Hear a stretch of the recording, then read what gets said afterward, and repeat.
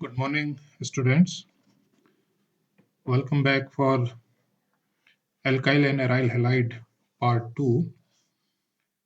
In this section, we will be discussing about the nucleophilic substitution reaction of second order, which is also known as SN2 reaction.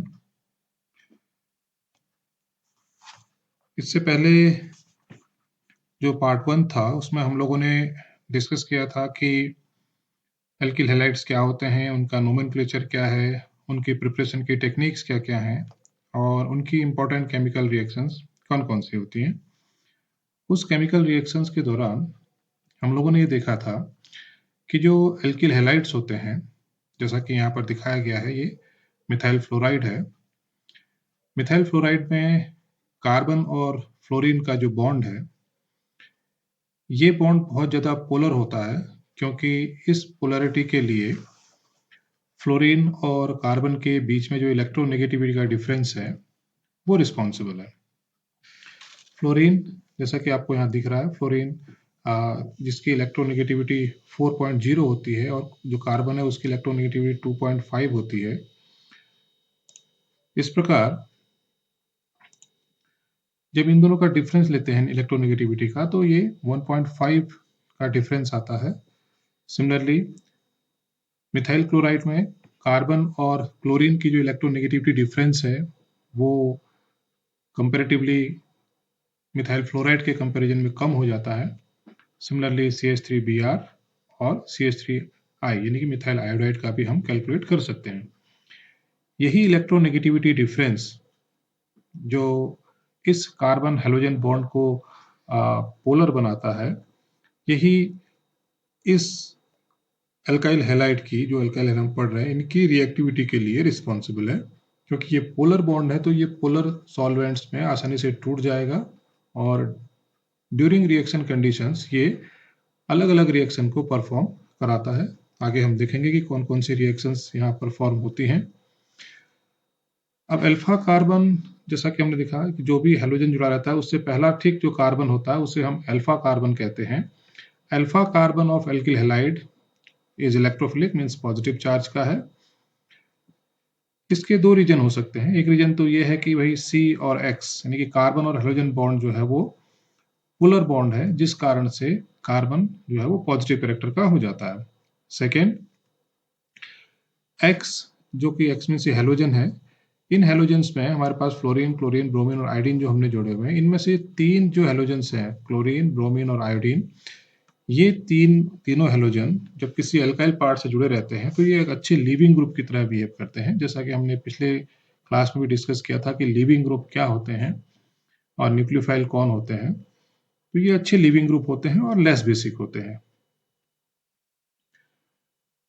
Chemical reactions की बात करते हैं तो जैसा पिछली slide में भी हमने देखा था कि जो एल्किल हैलाइड्स होते हैं वो न्यूक्लियोफाइल या नेगेटिव स्पीशीज के साथ, न्यूक्लियोफाइल जैसा कि पिछले सेशन में हम लोगों ने डिस्कस किया था कि ऐसे रिएजेंट जो इलेक्ट्रोनेगेटिव या जिनके पास नेगेटिव चार्ज होता है या लोन पेयर ऑफ इलेक्ट्रॉन्स होते हैं, वो न्यूक्लियोफाइल की तरह बिहेव करते हैं। अब न्यूक्लियोफाइल जो होते हैं वो नेगेटिव चार्ज वाले जो रिएजेंट होंगे वो बेसिक नेचर के भी होते हैं, इसलिए ये भी कहा गया था कि जो बेस होंगे वो सब के सब अच्छे न्यूक्लियोफाइल भी होंगे। इसलिए जो एल्किल हैलाइड्स होते हैं वो बेस या न्यूक्लियोफाइल की प्रेजेंस में दो तरह के रिएक्शन देते हैं, जिसे कि हमने सब्स्टिट्यूशन और एलिमिनेशन के नाम से जाना है। सब्स्टिट्यूशन में जैसा कि आपको यहाँ पर दिख रहा है इस एग्जाम्पल में, एक न्यूक्लियोफाइल हम लेंगे, ये नेगेटिव चार्ज स्पीशीज है और कोई एल्किल हैलाइड लिया है। इस एल्किल हैलाइड और न्यूक्लियोफाइल की जब रिएक्शन होती है तो यहाँ से एक जो प्रोडक्ट बनेगा वो किस तरह से बनेगा कि जैसे हमने पिछली स्लाइड में भी देखा था, जिस कार्बन से हैलोजन जुड़ा रहता है उस कार्बन को हम अल्फा कार्बन कहते हैं। इस अल्फा कार्बन पर अगर न्यूक्लियोफाइल इस तरह से अप्रोच करेगा, क्योंकि न्यूक्लियोफाइल नेगेटिव कैरेक्टर का है, कार्बन पॉजिटिव कैरेक्टर का है, तो जब ये अप्रोच होगी तो उस अप्रोच के बाद इस हैलोजन को छोड़ के जाना पड़ेगा और जैसे ही हैलोजन छोड़ के जाएगा तो हमें ये प्रोडक्ट मिलेगा जिसमें कि न्यूक्लियोफाइल ने हैलोजन को अल्फा कार्बन से रिप्लेस कर दिया है, यानी कि एक रिप्लेसमेंट रिएक्शन है, इसलिए इसे हम सब्स्टिट्यूशन रिएक्शन भी कहते हैं। दूसरी रिएक्शन देखते हैं, वही न्यूक्लियोफाइल नेगेटिव चार्ज स्पीसीज जब उसी अल्काइल हैलाइड के साथ रिएक्शन करता है तो रिएक्शन करने का ट्रेंड चेंज हो जाएगा। एक पहला कार्बन अल्फा हो गया, दूसरा बीटा कार्बन हो गया। अब ये न्यूक्लियोफाइल चूंकि इसका जो नेचर होगा, अगर बेसिक ज्यादा होगा तो ये इस प्रोटॉन को लेके जाएगा पहले, और ये बॉन्ड इधर शिफ्ट होगा, देन ये लीविंग ग्रुप छोड़ के जाएगा, तो हमें यहाँ पर एल्कीन मिलेगी। और इस प्रकार न्यूक्लियोफाइल ने जो बीटा कार्बन पर जो प्रोटॉन था उसको एलिमिनेट किया, और सब्सिक्वेंट इलेक्ट्रॉन ट्रांसफर के बाद हमें एल्कीन प्राप्त होती है। चूंकि हमें यहाँ पर एलिमिनेशन रिएक्शन हमने सेकेंड जो यूनिट था उसमें हम लोगों ने डिस्कस किया था एल्कीन वाले केस में, यहाँ पर हम सब्स्टिट्यूशन को डिस्कस करेंगे। तो उसकी डेफिनेशन क्या हो जाएगी कि व्हेन अ न्यूक्लियोफाइल जो कि इलेक्ट्रॉन डोनर है, फॉर एग्जांपल जैसे OS नेगेटिव, ये बेस भी होता है, न्यूक्लियोफाइल भी होता है। व्हेन ए न्यूक्लियोफाइल, जब कोई न्यूक्लियोफाइल किसी एल्काइल हैलाइड से रिएक्ट करता है और उस रिएक्शन के परिणाम स्वरूप जो हैलोजन है वो एल्काइल हैलाइड को छोड़ के चला जाता है in the form of halide की फॉर्म में, तो इस प्रकार के रिएक्शन को हम न्यूक्लियोफिलिक सब्स्टिट्यूशन रिएक्शन कहते हैं। जैसा कि दिख रहा है, न्यूक्लियोफाइल एल्काइल हैलाइड के कार्बन पर अप्रोच कर रहा है, लिविंग ग्रुप छोड़ के जा रहा है, किसकी फॉर्म में, हैलाइड की फॉर्म में, इसलिए ये न्यूक्लियोफिलिक सब्स्टिट्यूशन रिएक्शन कहलाई। अब न्यूक्लियोफिलिक सब्स्टिट्यूशन रिएक्शन को देखते हैं, क्योंकि यही हमारे स्टडी का पॉइंट ऑफ फोकस है। तो इसमें जैसा कि बताया गया कि जो एल्किल हैलाइड्स होते हैं, उन एल्किल हैलाइड में कार्बन और हेलोजन जो बॉन्ड है वो because of difference in electronegativity of carbon and halogen, ये पोलर बॉन्ड होता है। तो इस पोलर बॉन्ड के कारण क्या होता है कि जो न्यूक्लियोफाइल आएगा, इनकमिंग न्यूक्लियोफाइल, वो इस हेलोजन को रिप्लेस कर देता है। जब हेलोजन को रिप्लेस करेगा तो इस प्रकार की रिएक्शन को हमने कहा था nucleophilic substitution reaction. Nucleophilic substitution reaction हमने इसको नाम दिया। एग्जाम्पल देख सकते हैं कि न्यूक्लियोफाइल कैसे अप्रोच कर रहा है और लिविंग ग्रुप कैसे छोड़ के जा रहा है, और हमें जो प्रोडक्ट मिलेगा वो एक सब्स्टिट्यूटेड प्रोडक्ट मिलेगा। इस प्रकार जो न्यूक्लियोफिलिक सब्स्टिट्यूशन रिएक्शंस जो होती हैं वो दो तरह की होती हैं। ये डिस्कशन हम पहले लेक्चर में भी हम कर चुके हैं। एक प्रकार के रिएक्शन को हम कहते हैं SN2 रिएक्शन। SN2 मतलब सब्स्टिट्यूशन न्यूक्लियोफिलिक बायमोलिकुलर। सिमिलरली दूसरी रिएक्शन होती है SN1 रिएक्शन, सब्स्टिट्यूशन न्यूक्लियोफिलिक और यूनिमोलिकुलर रिएक्शन। अब एक वन बाय वन हम ये डिस्कस करेंगे कि SN2 रिएक्शन में क्या होती है, SN2 रिएक्शन में कैसे जो रेट ऑफ रिएक्शन है वो सब्स्टिट्यूएंट या फिर जो अदर रिएजेंट्स हैं उनके इन्फ्लुएंस में आकर चेंज होता है। सिमिलरली हम SN1 को भी सेपरेटली डिस्कस करेंगे। तो सबसे पहले डिस्कस करते हैं substitution reaction of second order, जिसे कि हमने SN2 रिएक्शन भी कहा है। इस SN2 रिएक्शन में सबसे पहले इसकी जो टर्मिनोलॉजी है कि SN2 क्या है। SN2 स्टैंड्स फॉर, SN2 का मतलब होता है substitution, S stands for substitution, N stands for nucleophilic, 2 stands for bimolecular और सेकेंड ऑर्डर। इसका मतलब क्या हुआ कि ये जो रिएक्शन है ये एक सेकेंड ऑर्डर की न्यूक्लियोफिलिक सब्स्टिट्यूशन रिएक्शन है। अब सेकेंड ऑर्डर का मतलब क्या होता है कि केमिकल काइनेटिक्स में आप लोग पढ़ रहे हैं अभी कि केमिकल काइनेटिक्स ये कहता है कि जो रेट ऑफ रिएक्शन होता है वो डिपेंड करता है कि change in concentration of reactant और product with respect to time. Time के रिस्पेक्ट में जो रिएक्टेंट और या प्रोडक्ट बन रहे हैं, उनके रिएक्टेंट है या प्रोडक्ट जो बन रहा है नया, उसके कॉन्सेंट्रेशन में क्या चेंज हो रहा है, इसे हम रेट कहते हैं। और रेट लॉ क्या होता है? रेट लॉ होता है कि रेट ऑफ रिएक्शन या रेट प्रोपोर्शनल टू प्रोडक्ट, यानी कि गुणनफल products of the concentration of reactants. ठीक हो गया? यानी कि रिएक्टेंट्स के कॉन्सेंट्रेशन के गुणनफल के बराबर होता है। और ऑर्डर की हम बात करते हैं कि रिएक्टेंट्स की जो पावर होती है, जैसे कि यहाँ पर दिख रहा है RX एल्किल हैलाइड है, ये न्यूक्लियोफाइल है, RX की पावर 1 है, इसकी भी पावर 1 है। तो यहाँ पर जो ऑर्डर ऑफ रिएक्शन की हम बात करेंगे, जिसे कोटि भी हम कहते हैं, ऑर्डर ऑफ रिएक्शन को डिफाइन किया जाता है कि is the sum of, summation की योग, sum of the powers of concentration term. ये जो कॉन्सेंट्रेशन टर्म है, इन कॉन्सेंट्रेशन टर्म की जो पावर होती है, पावर का मतलब ये जो ऊपर लिखा रहता है, इनका जो योग होगा, समेशन होगा, उसे हम यहाँ पर ऑर्डर कहेंगे। अब ये 1 है, 1 + 1 2, तो इसका मतलब ये सेकंड ऑर्डर की होगी। इसका मीनिंग ये हुआ कि SN2 रिएक्शन में जो रेट ऑफ रिएक्शन होता है वो रिएक्टेंट के concentration as well as product as well as nucleophile के कॉन्सेंट्रेशन पर डिपेंड करता है। अब इसको समझते हैं कि क्या डिपेंडेंसी क्या होती है। डिपेंडेंसी का मतलब ये होता है कि अगर हम किसी न्यूक्लियोफिलिक सब्स्टिट्यूशन रिएक्शन में एल्किल हैलाइड के कॉन्सेंट्रेशन को चेंज करते हैं, सपोज इसको अगर मैं हाफ करता हूं तो रेट ऑफ रिएक्शन भी हाफ हो जाएगा। सिमिलरली अगर मैं इसके कॉन्सेंट्रेशन को डबल करता हूं तो रेट ऑफ रिएक्शन भी डबल हो जाएगा। उसी प्रकार अगर हम अगर ये रिएक्शन जैसे कि देखा सके जो SN2 रिएक्शन है उसमें जो रेट है वो न्यूक्लियोफाइल पर डिपेंड कर रहा है और उसकी जो कोटि है या ऑर्डर है वो फर्स्ट ऑर्डर की है। इसका मीनिंग ये हुआ कि अगर न्यूक्लियोफाइल के कॉन्सेंट्रेशन को मैं हाफ करूंगा तो रेट भी उसके सापेक्ष हाफ हो जाएगा। अगर मैं इसके कॉन्सेंट्रेशन को डबल करूंगा तो रेट ऑफ रिएक्शन भी उसके सापेक्ष डबल हो जाएगी। तो इस प्रकार की जो डिपेंडेंसी होती है उस डिपेंडेंसी को हम फर्स्ट ऑर्डर की डिपेंडेंसी कहते हैं।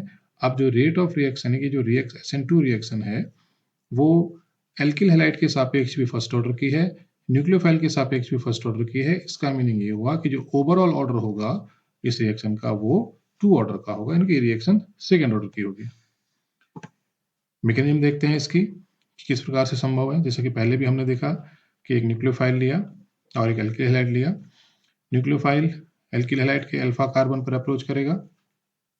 सिमिलरली जैसे ही अप्रोच करेगा तो लिविंग ग्रुप को छोड़ के जाना है, तो X छोड़ के जाएगा और हमें प्रोडक्ट मिलेगा। अब इसमें जो नोट करने वाली बात है, इंपॉर्टेंट बात है, वो ये है कि SN2 रिएक्शन में न्यूक्लियोफाइल को, जो न्यूक्लियोफाइल आपने लिया हुआ है, ये न्यूक्लियोफाइल अल्फा कार्बन को लिविंग ग्रुप के अपोजिट साइड से, जैसे कि लिविंग ग्रुप अगर इस प्लेन पर नीचे की ओर है तो ये उसके ऊपर की ओर से पीछे की ओर से अप्रोच करेगा, तो रेयर साइड से अप्रोच करना है या बैक साइड से अप्रोच करना है।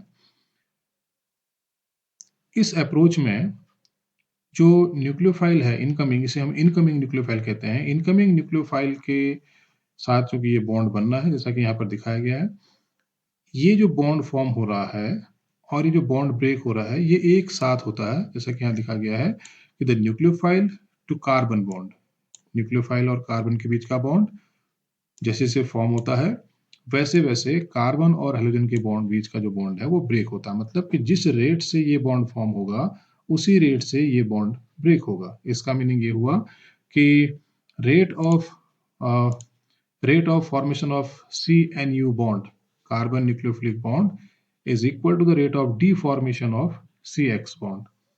दोनों का rate of formation deformation equal होता है। इस प्रकार इस रिएक्शन में कोई भी कार्बोकेटायन इंटरमीडिएट फॉर्म नहीं होता है।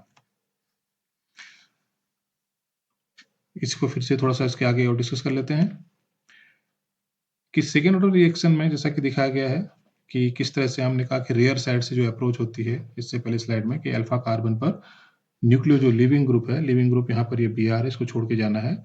तो न्यूक्लियोफाइल जो होगा इस कार्बन Br बॉन्ड के ठीक अपोजिट साइड से अप्रोच करेगा, इस साइड से, इसे रेयर साइड या बैक साइड कहते हैं। और जैसे ही ये अप्रोच होगी, क्योंकि अप्रोच बैक साइड से क्यों होनी है, क्योंकि ये स्पीसीज भी नेगेटिवली चार्ज्ड है और ये Br भी यहाँ पर इलेक्ट्रोनेगेटिव है।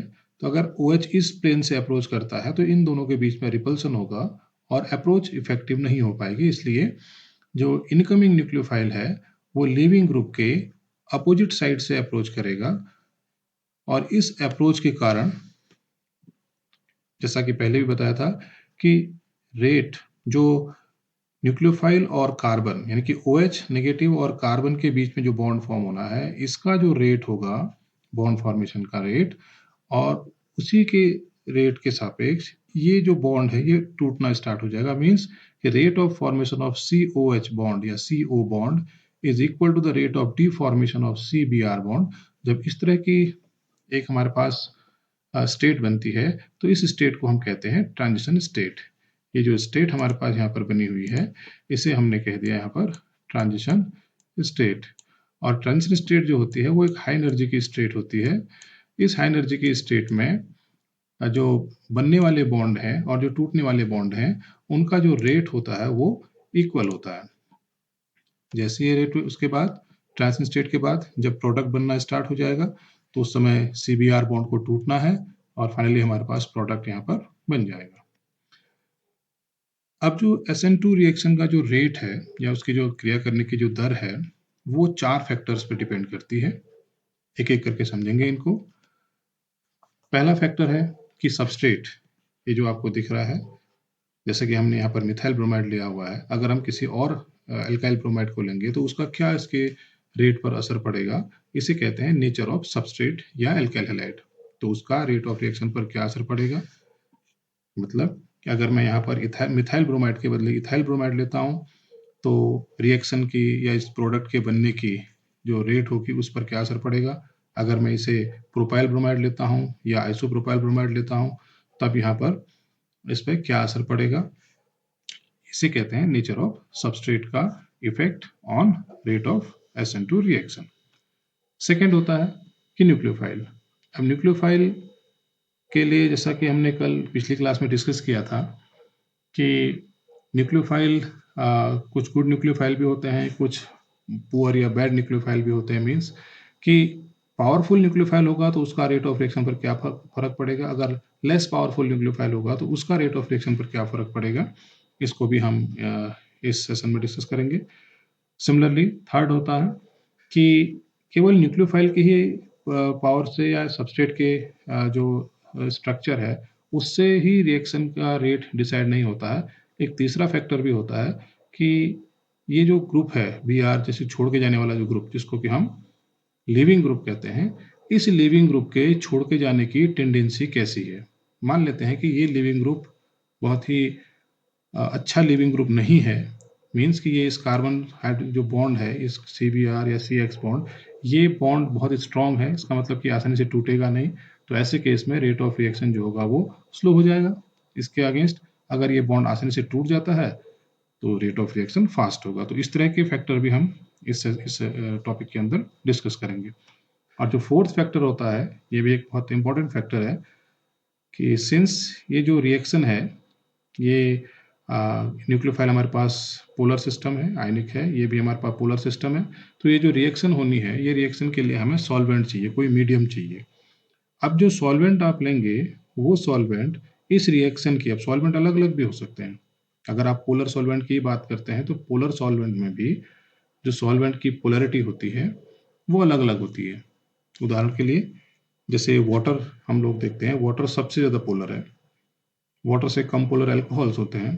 तो अगर वाटर लेंगे तो रेट ऑफ रिएक्शन पर क्या असर पड़ेगा, अगर अल्कोहल लेंगे तो उसमें रेट ऑफ रिएक्शन में क्या असर पड़ेगा। तो इस प्रकार की स्टडी को भी हम इस सेशन के अंदर इसके पॉइंट को डिस्कस करेंगे। सबस्ट्रेट की बात करते हैं। अब सबस्ट्रेट के लिए एक आता है कि अनहिंडर्ड एल्किल हैलाइड, जैसा कि ये दिख रहा है। अनहिंडर्ड का मतलब होता है कि हमारा जो भी फोकस है वो इस कार्बन पर है, क्योंकि जो भी सब्स्टिट्यूशन हो रहा है वो इस कार्बन सेंटर पर हो रहा है।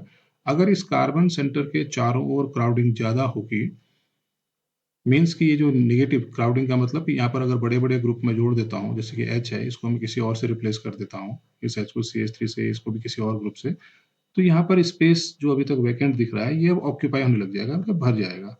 उस केस में क्या होगा कि ये जो OH नेगेटिव है ये आसानी से इसकी ओर अप्रोच नहीं कर पाएगा। तो ऐसे केस को हम कहते हैं हिंडर्ड एल्किल हैलाइड। तो अनहिंडर्ड एल्किल हैलाइड मतलब कि जो एल्किल हैलाइड हिंडर्ड नहीं है, जैसा कि ये दिख रहा है, will react faster in SN2 reaction. और जो ऑर्डर है वो ये दिया गया है कि मिथाइल जो 0 डिग्री होता है वो सबसे अधिक रिएक्शन करेगा, रेट ऑफ रिएक्शन ज़्यादा होगा। 1 डिग्री अभी देखेंगे, 1 डिग्री क्या किसे कहते हैं, उसका रेट कम होगा, 2 डिग्री का और कम होगा, 3 डिग्री का और कम होगा। मिथाइल हैलाइड जैसा कि दिख रहा है मिथाइल ब्रोमाइड है, मिथाइल ब्रोमाइड का रेट ऑफ रिएक्शन सबसे फास्ट होगा और टर्शरी जो एल्काइल हैलाइड्स होंगे उनका रिएक्शन रेट बहुत स्लो होगा। आइए उसको डिस्कस करते हैं। जैसा कि यहाँ पर दिखाया गया है ये 4 अलग अलग एल्किल हैलाइड्स हैं। मिथाइल ब्रोमाइड को हमने जो मॉडल सबस्ट्रेट लिया, हमने क्या किया कि इस मिथाइल ब्रोमाइड में जो कार्बन के पास 3 हाइड्रोजन है, इन 3 हाइड्रोजन को बारी बारी से एक एक मिथाइल ग्रुप से रिप्लेस किया। अब जैसे ही पहला मिथाइल ग्रुप से रिप्लेस करेंगे तो हमें CH3 CH2 Br मिलेगा। अब हम दूसरे भी हाइड्रोजन को रिप्लेस करके एक मिथाइल ग्रुप और जोड़ देंगे तो हमें ये आइसोप्रोपाइल ब्रोमाइड या 2 ब्रोमो प्रोपेन मिलेगा। अब मैं तीसरे हाइड्रोजन को भी रिप्लेस कर देते हैं तो हमें यहाँ पर टर्सरी ब्यूटाइल ब्रोमाइड या 2 ब्रोमो 2 मिथिल प्रोपेन मिलेगा। तो इस प्रकार हमने क्या किया कि मिथाइल का जो सिंस ये कार्बन हमारे पास जो मेन कार्बन है जहाँ पर कि न्यूक्लियोफाइल को अप्रोच करना है इस कार्बन पर, इस कार्बन के चारों ओर हमने इस तरह से बड़े-बड़े ग्रुप को जोड़ के क्राउडिंग बढ़ा दी और सब्स्टिट्यूशन हमारा टारगेट है कि इसी कार्बन पर होना है। अब इसको जो एटॉमिक मॉडल होते हैं स्पेस फिलिंग मॉडल उससे समझते हैं। अब ये स्पेस फिलिंग मॉडल में जैसा कि ये दिख रहा है येलो कलर का, ये येलो कलर का मान लेते हैं कि ये हेलोजन है, इसका साइज बड़ा होगा। सेंटर पे जो ब्लैक कलर दिख रहा है ये कार्बन है और ये 3 व्हाइट कलर के जो दिख रहे हैं ये हाइड्रोजन है। ये जो सिस्टम है ये मिथाइल हैलाइड का है। मिथाइल हैलाइड मतलब कोई भी हैलाइड। अब ये येलो कलर का लिया तो इसको हम क्लोरीन कह सकते हैं या इसको आप ब्रोमीन भी मान सकते हो, कोई भी हैलाइड मान सकते हैं। तो मेन फोकस हमारा इस कार्बन पर है। अभी आप देख रहे हैं कि यहाँ पर जो कार्बन है, इस कार्बन की जो बेयर स्पेस है मतलब फ्री जो स्पेस है वो आपको काफी दिख रही है। क्यों? क्योंकि इसके चारों ओर जो है तीन और छोटे-छोटे ग्रुप हैं, एक ही बड़ा ग्रुप है जिसने काफी स्पेस को कवर किया हुआ है। तो जो न्यूक्लियोफाइल होगा उस न्यूक्लियोफाइल के लिए रेयर साइड से मतलब कि जो ये हैलोजन होगा इस हैलोजन के अपोजिट साइड से अप्रोच करने के लिए स्पेस आपको दिख रहा है यहाँ पर। जैसे ही मैं इन तीनों हाइड्रोजन में से किसी एक हाइड्रोजन को मिथाइल ग्रुप से रिप्लेस करता हूँ तो जो मुझे ball and space filling model मिलेगा वो ये मिलेगा। ये हैलोजन, ये वो कार्बन जिससे हैलोजन जुड़ा हुआ है। अब आपने क्या किया कि ये 2 हाइड्रोजन है, इस हाइड्रोजन के बदले जो तीसरा हाइड्रोजन था, इसके बदले आपने एक मिथाइल ग्रुप को जोड़ दिया है। ये carbon H, H and H। अभी भी हमारे पास जो न्यूक्लियोफाइल को अप्रोच करनी है, वो इसी कार्बन पर करनी है। मीन्स कि अब आपने क्या देखा कि इसके कंपैरिजन में यहाँ पर स्पेस कम हो गया है। इसका मतलब क्या हुआ कि अगर ये पॉजिटिव कार्बन का लिए स्पेस कम मिला है, तो जो रेयर साइड से अप्रोच करना है न्यूक्लियोफाइल को, वो इसके कंपैरिजन में जो रेट होगा अप्रोच करने का, वो इसमें कम हो जाएगा। अगर एक और हाइड्रोजन को यहाँ पर मैं रिप्लेस कर देता हूँ मिथाइल ग्रुप से, तो आप देखिए क्या होता है। ये हैलोजन जिस कार्बन से जुड़ा हुआ ये कार्बन, एक हाइड्रोजन तो अभी बचा हुआ है, बाकी दोनों हाइड्रोजन को आपने एक मिथाइल ग्रुप ये है और एक मिथाइल ग्रुप ये है, इन दोनों से रिप्लेस कर दिया। उसका असर क्या हुआ? उसका असर ये हुआ कि जो स्पेस अभी तक आपको फ्री मिल रहा था कार्बन एटम पर अप्रोच करने के लिए, वो स्पेस अब धीरे-धीरे कम हो रहा है और यहाँ पर बहुत कम हो गया। तो इसका मतलब क्या हुआ कि न्यूक्लियोफाइल के इस सेंटर पर अप्रोच करने के लिए स्पेस कम है, इसलिए न्यूक्लियोफाइल आसानी से यहाँ अप्रोच नहीं कर पाएगा और रेट ऑफ रिएक्शन अगर देखते हैं तो सबसे ज़्यादा इसमें होगा, उससे कम इसमें होगा, उससे कम इसमें होगा। अब मैं इस थर्ड वाले हाइड्रोजन को भी अगर रिप्लेस कर देता हूँ किसी मिथाइल ग्रुप से, तो आप देखेंगे कि अब तो हमारे पास ऑलमोस्ट नहीं के बराबर स्पेस है, न्यूक्लियोफाइल को यहीं पर से अप्रोच करना है, जो कि बहुत टिपिकल हो जाता है न्यूक्लियोफाइल के लिए, बहुत डिफिकल्ट हो जाता है। इस प्रकार ये जो टर्शरी एल्काइल हैलाइड है, टर्शरी एल्काइल हैलाइड में सबसे कम स्पेस है रेयर साइड से अप्रोच करने के लिए। सेकेंडरी एल्काइल हैलाइड में कंपैरेटिवली ज़्यादा है, प्राइमरी में थोड़ा और ज़्यादा है और 0 डिग्री जो एल्काइल हैलाइड होता है उसमें सबसे ज़्यादा है। इसका मतलब कि अगर न्यूक्लियोफाइल को चॉइस दी जाए, ये सब आपके पास मीडियम में है और न्यूक्लियोफाइल को चॉइस दी जाए कि न्यूक्लियोफाइल सपोज करो कि ये न्यूक्लियोफाइल है और हाइड्रोजन ये हाइड्रोक्साइड है। इस हाइड्रोक्साइड को अगर ये चॉइस दी जाए कि आप इनमें से किसके पास अप्रोच करेंगे, तो ये जो न्यूक्लियोफाइल है, ये इजीली इसी सेंटर पर अप्रोच करना पसंद करेगा, यहीं पर अप्रोच कर सकता है क्योंकि यहाँ पर इसको ज़्यादा ऑक्यूपेंसी मिल रही है, ज़्यादा स्पेस मिल रहा है in compare to rest of the thing. इसके बाद इस पर जा सकता है और सबसे कम रेट से यहाँ पर जाना पसंद करेगा। तो इस प्रकार हम देख सकते हैं कि रेट ऑफ रिएक्शन कैसे सबस्ट्रेट के स्ट्रक्चर को अगर हम चेंज कर देते हैं, तो रेट ऑफ रिएक्शन जो है वो कैसे घटता है। जैसे-जैसे आप सब्स्टिट्यूशन बढ़ाते रहते हैं, वैसे-वैसे रेट ऑफ रिएक्शन घटता है। 0 डिग्री में सबसे ज़्यादा और टर्शियरी में सबसे कम रेट ऑफ रिएक्शन किसके सापेक्ष? SN2 रिएक्शन के लिए आपको देखने को मिलेगा। सबस्ट्रेट के ही केस में एक केस और डिस्कस कर लेते हैं कि ऐसा भी हो सकता है कि हमारे पास जैसे ये दिख रहा है विनाइल ब्रोमाइड है और ब्रोमोबेंजीन है। तो इनके ये जो सिस्टम आपको दिख रहे हैं, यहाँ पर हैलोजन जो है वो सीधे sp2 ये कार्बन sp2 कार्बन है। यहाँ पर भी जो ये कार्बन जुड़ा हुआ है, ये कार्बन sp2 कार्बन है। तो ये हैलोजन sp2 कार्बन से जुड़ा हुआ है। और ये sp2 कार्बन भी एक तरह से हिंडर्ड कार्बन की तरह बिहेव करते हैं। तो ऐसे केस में भी रेट ऑफ रिएक्शन जो होता है वो बहुत स्लो हो जाता है या नहीं के बराबर होता है। ऐसे रिएक्शन में सब्स्टिट्यूशन रिएक्शन नहीं होती। Vinyl bromide and bromobenzene, aryl bromide SN2 reaction को परफॉर्म नहीं करते हैं। क्यों नहीं करते हैं? आइए देखते हैं कि जो न्यूक्लियोफाइल है इसके पास नेगेटिव चार्ज होता है और जो पाई बॉन्ड होगा वो पाई बॉन्ड सिग्मा बॉन्ड के परपेंडिकुलर प्लेन पर बनता है। तो जैसे ही इसको अप्रोच करनी है रियर साइड से, तो ये पाई बॉन्ड का जो इलेक्ट्रॉन होगा, पाई इलेक्ट्रॉन, उसका नेगेटिव चार्ज, और जो हमारे पास न्यूक्लियोफाइल है उस न्यूक्लियोफाइल का भी जो नेगेटिव चार्ज होगा रिपल्सन के कारण यहाँ पर रेयर साइड अप्रोच संभव नहीं हो सकती है। सिमिलरली बेंजीन के केस में, इसलिए विनाइल ब्रोमाइड और ब्रोमोबेंजीन ये SN2 रिएक्शन या सब्स्टिट्यूशन रिएक्शन को परफॉर्म नहीं करते हैं। अब देखते हैं न्यूक्लियोफाइल का क्या रोल होता है। जैसा कि पिछली क्लास में डिस्कस किया था, न्यूक्लियोफाइल कौन हो सकते हैं? न्यूक्लियोफाइल नेगेटिव चार्ज स्पीसीज हो सकते हैं, ठीक है, और नेगेटिव चार्ज स्पीसीज हो सकते हैं। साथ ही हमने ये भी कहा था कि न्यूक्लियोफाइल न्यूट्रल स्पीसीज भी हो सकते हैं, न्यूट्रल रिएजेंट प्रोवाइडेड उनके पास लोन पेयर ऑफ इलेक्ट्रॉन होना चाहिए। अब अगर अच्छा न्यूक्लियोफाइल है तो वो SN2 के रिएक्शन रेट को फास्ट करेगा। तो अच्छा न्यूक्लियोफाइल कौन होगा? अच्छे न्यूक्लियोफाइल वो होते हैं या बेस्ट न्यूक्लियोफाइल वो होते हैं जो इलेक्ट्रॉन डोनर होते हैं अच्छे। सिंस न्यूक्लियोफाइल को कार्बन को इलेक्ट्रॉन को डोनेट करना है, कार्बन के ऑर्बिटल में इलेक्ट्रॉन को देना है, इसलिए जो अच्छे इजीली इलेक्ट्रॉन डोनेट कर सकता है वही अच्छा न्यूक्लियोफाइल कहलाएगा। अब जो नीचे टेबल आपको एक डिस्कस करेंगे हम, इस टेबल में दिखाया गया है कि न्यूक्लियोफाइल की डेफिनेशन क्या हो सकती है। कि इसमें इस पूरी टेबल में आपको क्या दिख रहा है कि यहाँ पर कुछ नेगेटिव स्पीसीज दिख रही हैं, जैसे HSO4 नेगेटिव है, F नेगेटिव है, Cl नेगेटिव है, N3 नेगेटिव है, Pr नेगेटिव है, Cn नेगेटिव है, HS नेगेटिव है, OH नेगेटिव है, CH3O नेगेटिव है या I नेगेटिव है, एटसेट्रा। तो ये जो न्यूक्लियोफाइल आपको दिख रहे हैं, ये न्यूक्लियोफाइल को हम इनके इलेक्ट्रॉन डोनर की जो पावर है, इलेक्ट्रॉन डोनेशन की जो पावर है, उसके रिस्पेक्ट में हमने इनको अरेंज किया हुआ है। HSO4, H2PO4, RCOH ये बहुत ही पुअर न्यूक्लियोफाइल होते हैं।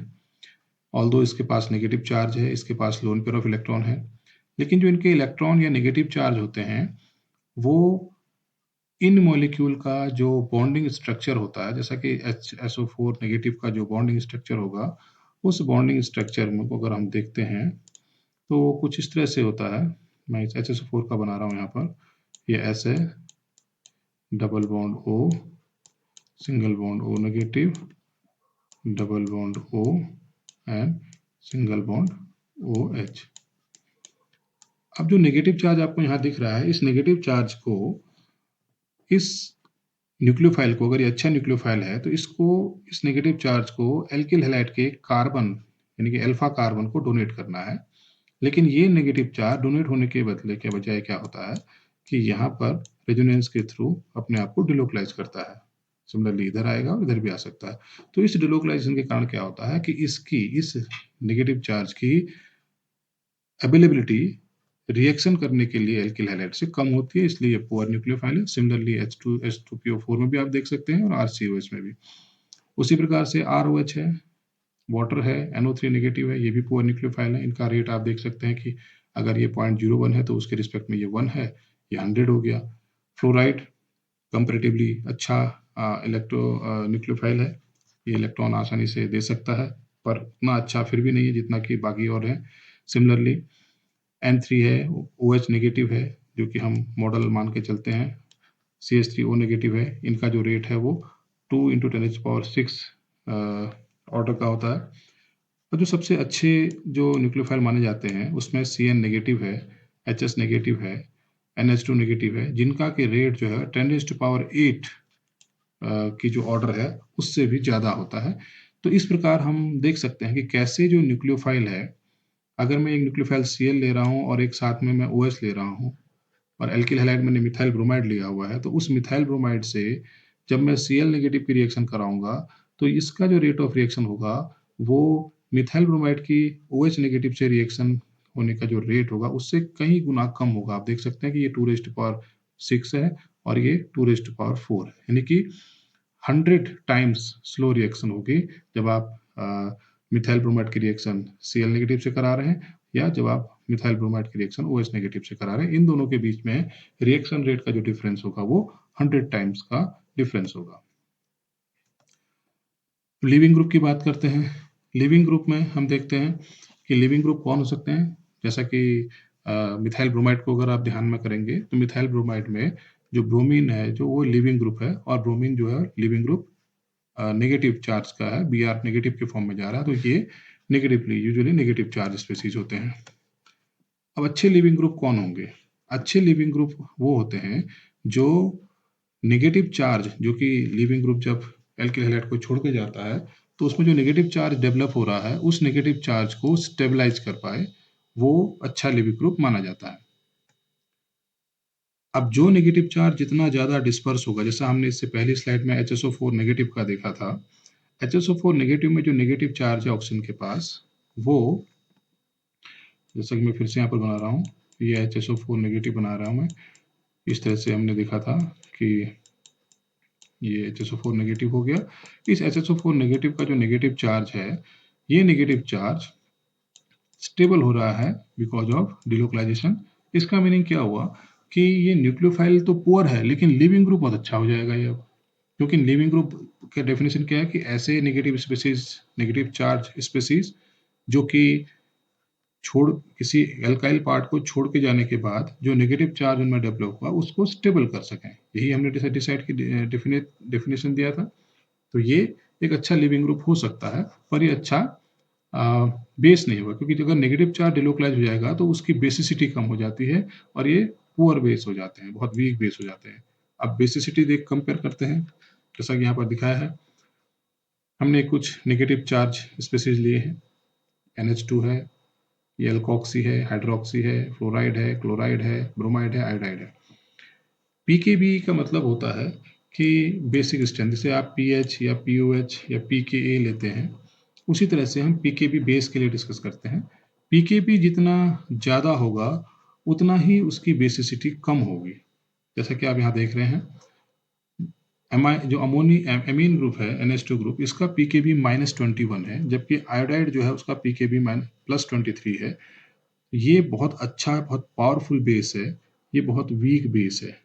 ये एक अच्छा न्यूक्लियोफाइल हो सकता है, ये एक अच्छा लिविंग ग्रुप हो सकता है। तो जिसका अब यहाँ से थोड़ा सा डिफरेंस आप कर सकते हैं कि नेगेटिव चार्ज स्पीसीज, जैसा कि पिछले क्लास में भी डिस्कस किया था कि न्यूक्लियोफाइल और बेस जो होते हैं उनमें बहुत ज़्यादा डिफरेंस नहीं होता है, एक बॉर्डर लाइन होती है, वो बॉर्डर लाइन है इनकी इलेक्ट्रॉन डोनर कैपेसिटी। जितना पावरफुल बेस होगा उतना ही अच्छा न्यूक्लियोफाइल होगा, जितना पावरफुल बेस नहीं होगा या जितना कम पावरफुल बेस होगा उतना ही अच्छा लिविंग ग्रुप होगा। यहाँ को यानी कि यहाँ से यहाँ पर अगर हम जाते हैं, राइट से लेफ्ट की ओर अगर हम आते हैं, ये राइट है, यहाँ से अगर लेफ्ट की ओर आते हैं तो यहाँ पर लिविंग ग्रुप यानी कि बेसिसिटी कम हो रही है तो लिविंग टेंडेंसी बढ़ेगी, ये अच्छे लिविंग ग्रुप होंगे। अगर हम यहाँ से इधर की ओर जाते हैं तो इनकी बेसिसिटी बढ़ रही है तो ये अच्छे न्यूक्लियोफाइल होंगे। तो ये डिफरेंस आप यहाँ से भी कैलकुलेट कर सकते हैं। जैसा कि कहा गया था, आयोडाइड एक अच्छा लिविंग ग्रुप है क्योंकि एक नॉन बेसिक है। सिमिलरली आयोडाइड के कंपेरिजन में अगर आप हाइड्रोक्साइड को देखते हैं तो हाइड्रोक्साइड एक पुअर लिविंग ग्रुप है क्योंकि ये बहुत एक पावरफुल बेस है। तो इसके साथ आज का सेशन हम खत्म करते हैं। आज हमने डिस्कस किया कि सब्स्टिट्यूशन रिएक्शन क्या होती हैं और कितने प्रकार की होती हैं। उसमें सबसे पहले हमने SN2 रिएक्शन को डिस्कस करना शुरू किया। SN2 के बारे में हमने उसकी रिएक्शन देखा कि क्या SN2 रिएक्शन है, क्यों उसको SN2 कहते हैं, उसका रेट किस तरह से डिसाइड होता है। साथ ही हमने देखा कि SN2 रिएक्शन के रेट को अफेक्ट करने वाले कौन कौन से फैक्टर्स हैं। उनमें हमने सबस्ट्रेट का इफेक्ट देखा, न्यूक्लियोफाइल का इफेक्ट देखा और लिविंग ग्रुप का इफेक्ट देखा। तो नेक्स्ट सेशन में हम लोग सॉल्वेंट का इफेक्ट देखेंगे SN2 रिएक्शन में और इसकी स्टीरियोकेमिस्ट्री देखेंगे और कुछ एनिमेटेड ग्राफिक्स मैं आपको दिखाने की कोशिश करूँगा, जिससे आपको ये समझने में आसानी होगी कि SN2 रिएक्शन में जो न्यूक्लियोफाइल होता है वो किस प्रकार अप्रोच करता है और कैसे लिविंग ग्रुप छोड़ के जाता है और उसकी स्टीरियोकेमिस्ट्री कैसे चेंज होती है। ये हम नेक्स्ट सेशन में देखेंगे।